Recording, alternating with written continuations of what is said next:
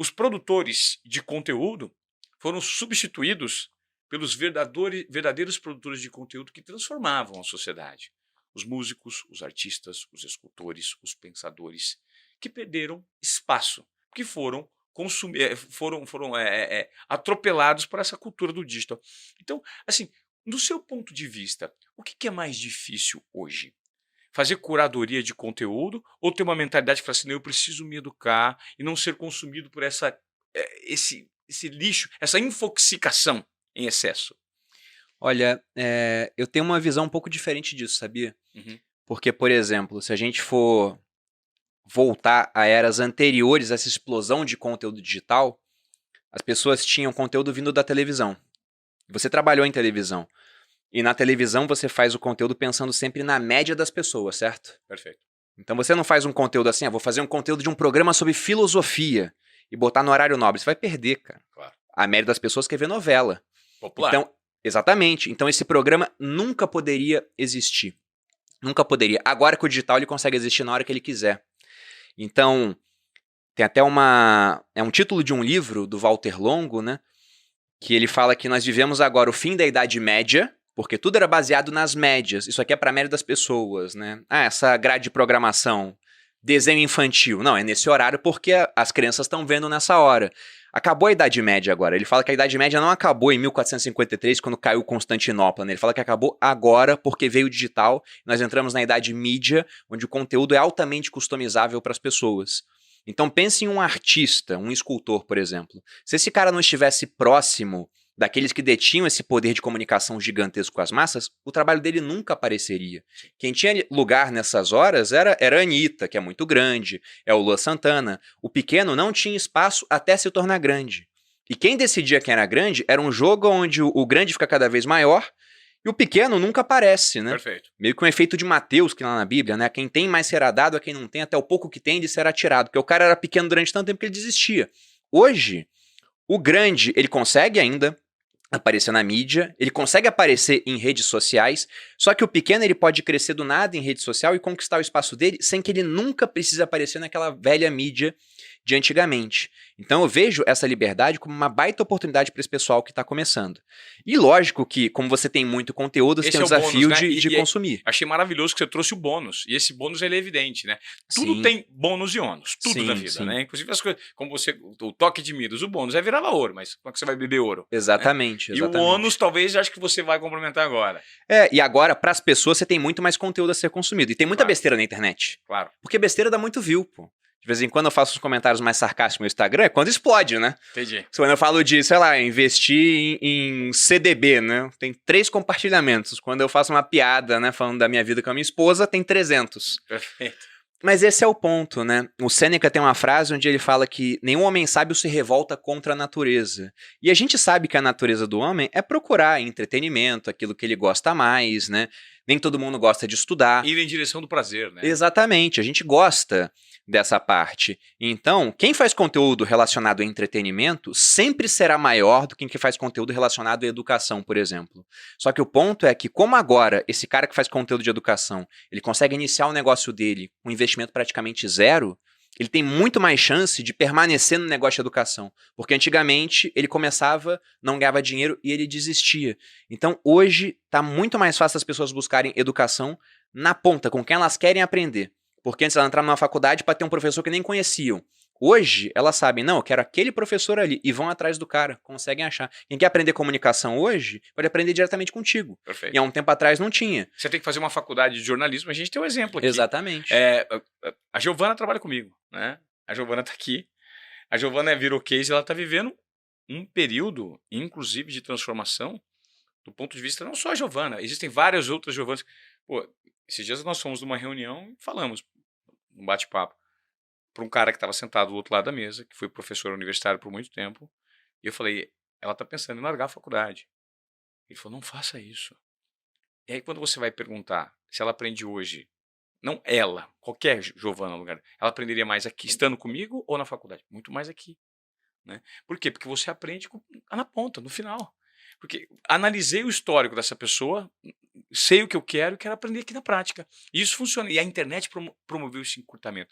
Já apostando, né, com foco nesse tema que nós entramos, eu queria que você me falasse como é que você se transformou numa das maiores referências de educação financeira no Brasil. O seu curso, ele é disputado à tapa.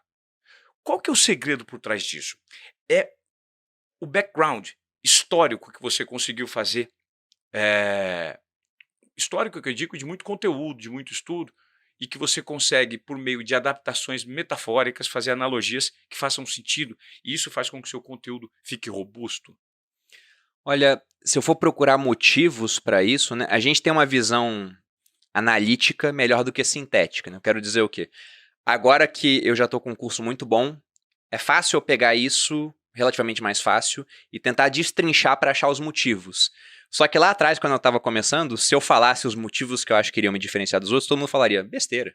Na verdade, quando eu fui começar, o pessoal falou que o mercado estava saturado, porque já tinha o Thiago Nigro, a Natália Arcuri e o Gustavo Cerbasi. 3, né? Hoje, se eu bato o carro em uma árvore, cai educador financeiro, assim. Tem um monte de gente surgindo, pessoas incríveis. E que também continuam prosperando. E isso, e conquistaram o lugar deles. E tem muito cara que é pequeno, que a gente não vai ouvir falar, mas o cara hoje já ganha muito mais com isso do que ganhava em um emprego, e tem muito mais liberdade.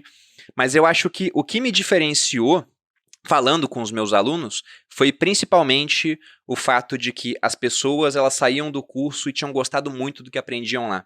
Tanto que elas faziam muita propaganda gratuita disso para outras pessoas. Indicação. Foi o que aconteceu.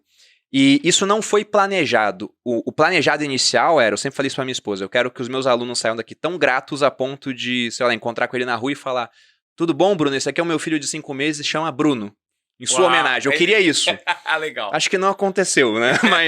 Mas eu queria isso. Quase lá. Então, eu dava muita atenção para aquelas pessoas. Até porque eu entendi o seguinte, eu sou pequeno, eu tenho concorrentes muito grandes. E a internet é um mercado onde o vencedor pode levar tudo, né? Os grandes tendem a ser muito maiores do que os pequenos. Porque você pode consumir conteúdo de quem você quiser, na hora que você quiser hoje em dia. Então, eu pensei, o que eu posso ter de diferencial no meu produto? Eu pensava, eu duvido que os meus concorrentes vão passar 8 horas por dia respondendo dúvidas dos alunos. Então, passava 8 horas por dia respondendo dúvidas dos alunos. 8 horas por dia? Por dia. E naquela época, a empresa era eu e minha esposa.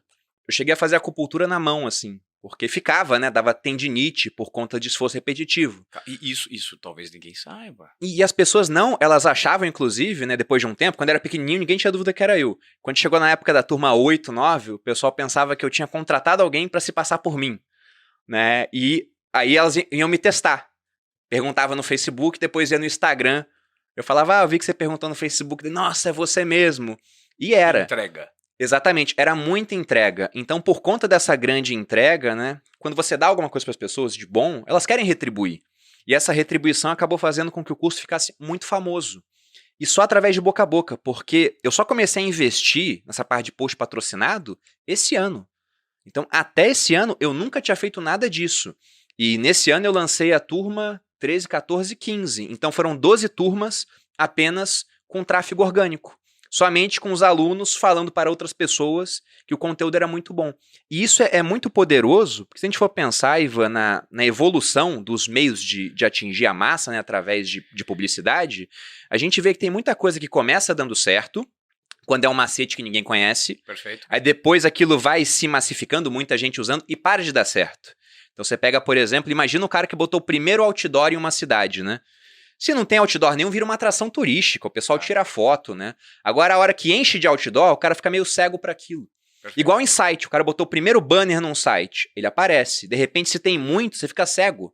Tem até um termo para isso, é a cegueira de banner. Você mostra um artigo pro cara, o cara lê o artigo todo, você pergunta no final, qual era o anúncio que tinha no meio? Ele nem sabe. O pessoal pula no Instagram aqueles posts patrocinados, não curte, né? Se ele vê que é patrocinado, ele já pula, ele nem curte. Então, dá certo? Dá, mas se todo mundo usa, começa a não dar certo. Telefone. Quando surgiu o telefone, o pessoal vinha ansioso falando telefone, e criaram o telemarketing. No começo o pessoal atendia, hoje tem identificador de chamada, ninguém mais quer atender. Claro. E-mail. Eu lembro quando a internet chegou no Brasil, a minha mãe ansiosa para responder os e-mails dela. Hoje você recebe 30 e-mails por dia, você não quer nem ver o e-mail, você começa a trocar de e-mail quando tem muita gente mandando e-mail numa caixa para uma outra. Agora, o que sempre deu certo ao longo dessa caminhada e que provavelmente vai continuar dando certo no futuro?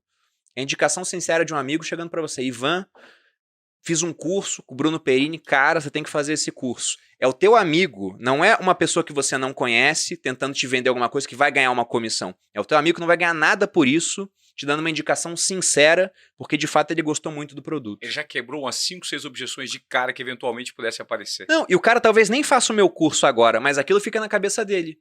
Pô, se eu for fazer um curso um dia, Bruno Perini. Às vezes outra pessoa pergunta pra ele, ele fala, olha, eu não fiz, mas me falaram muito bem do Bruno Perini. Isso acontece no meu Instagram. Sabe quando o pessoal envia o direct errado? Sei. Né? Aí de vez em quando aparece assim, faz o curso desse cara. Fulana fez, não foi a pessoa que fez. E adorou. Aí eu vou lá e agradeço. Poxa, muito obrigado, né? Cara, e esse é o poder do marketing de indicação.